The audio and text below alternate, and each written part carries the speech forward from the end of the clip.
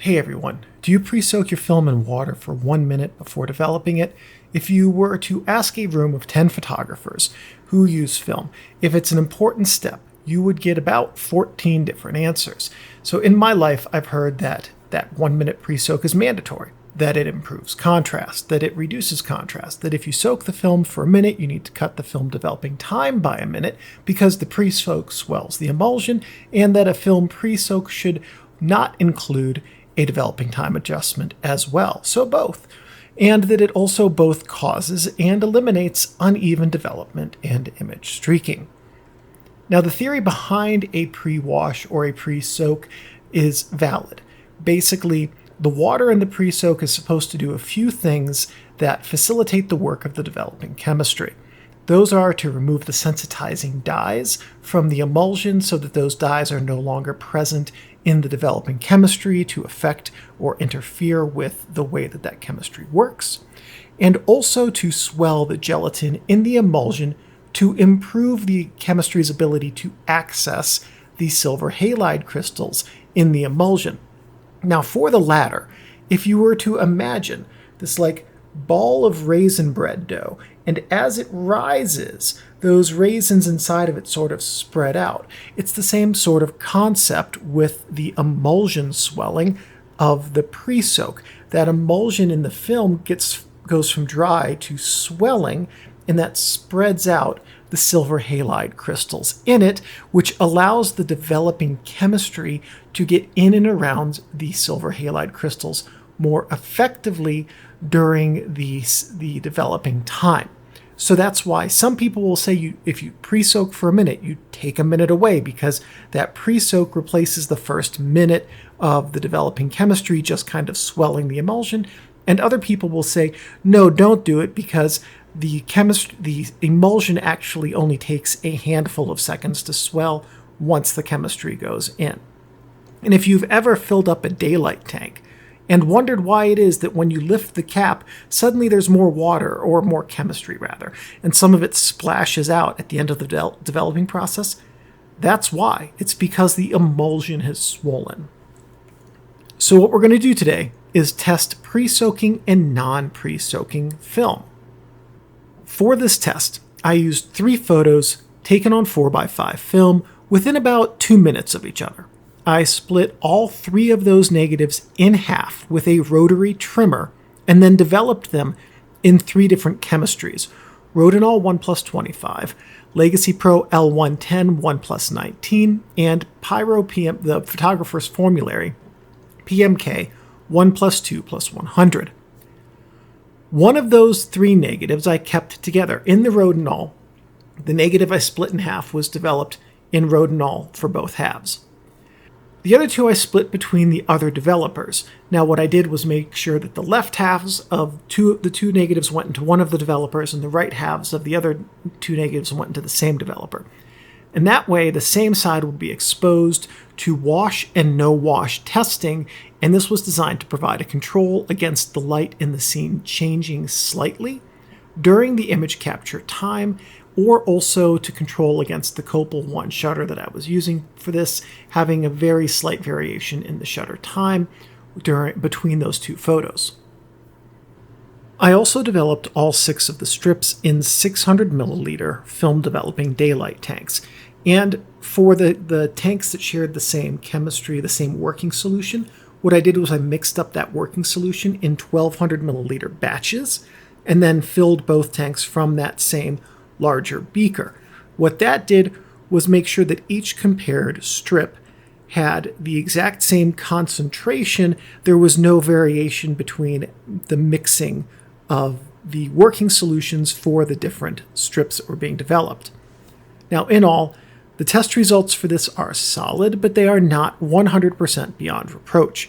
Were I to do this over again, I would have tray developed the strips instead of tank developing this, because that would also have allowed me to use both hands for both strips and ensure that both strips had the exact same developing time down to the second. Now in this test, because all the strips were in separate daylight tanks, it is possible that one of the strips in the same working solution as another received some added or fewer seconds of development. However, I don't think that slight variation in developing time would have a consequential result on the effects, or the results rather, of this test. So my theory going into this video was that the pre-soak makes exactly 0 difference, and that I was taking 3 sheets of this video series, highly limited and valuable test photos, and wasting them just to test this. So let's go take a look at the photos and see whether or not I was right. We're going to start the performance comparison by looking at all 3 of the photos. And if you look along the top, you'll be able to see the developer concentration and time, and also which side was or was not pre-soaked. We'll take a look in detail at each of these negatives in a moment, but for right now, note that the developer time, concentration, and so forth indicate which half and which was not pre-soaked. Now, I did try to keep all of the pre-soaks on the same side, but I was not perfect at that. So, at any rate, the 100 crop comparison shots will include that same information so that you can reference the detailed shots against whether or not the negatives were pre-soaked. Starting with the Rodinal full frontal shot, the exposure is visibly different between the sides. This was my first surprise. We know right now that pre-soaking film does affect results in some way. The full view shows that it affects exposure evenness, because there's a little bit of streaking on the non-pre-soaked exposure, especially in the sky, and also contrast. Right out of the gate, the Rodinal without the pre-soak has that one streak, the other one does not. So that is a single data point we're starting with that indicates streaking could potentially be reduced by pre-soaking your negatives. But let's zoom in to 100% crops on the Rodinal photo and see if the contrast and exposure difference are the only variations. So zooming in, this result shows that, at least with Rodinal, the pre-soak did in fact improve exposure, evenness, contrast, tonality, tonal range, shadow detail, and highlight detail, which is way, way, way more than I expected. In fact, the only thing that seems not to have been affected positively by pre-soaking this negative was the grain, and that's because it's exactly the same between the 2 photos.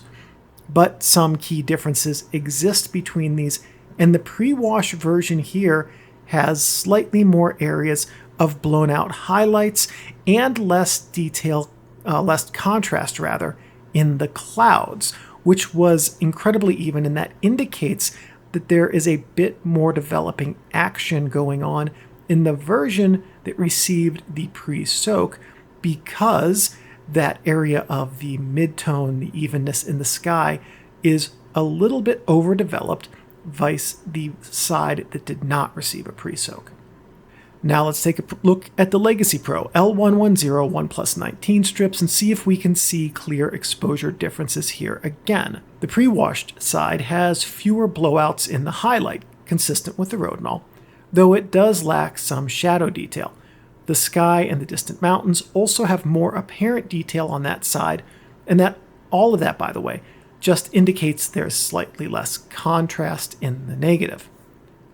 Going to the L110 100% crops, we can see that the side without the pre-wash has better shadow retention, better contrast, but again, highlight blowouts in the sky.